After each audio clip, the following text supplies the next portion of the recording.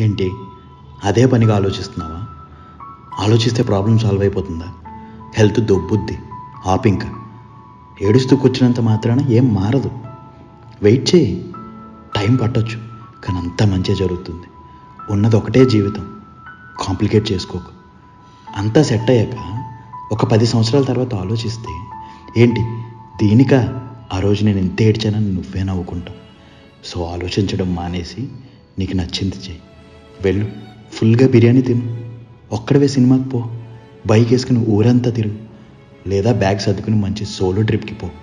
ఏంటి సరేనా? అబ్బా, ఇంత చెప్పాక కూడా ఏడుపు ఫేస్ ఏంట్రా? నవ్వరా బాబు, చూడలేకపోతున్నా. అది అలా నవ్వు, ఇప్పుడు బాగున్నావు.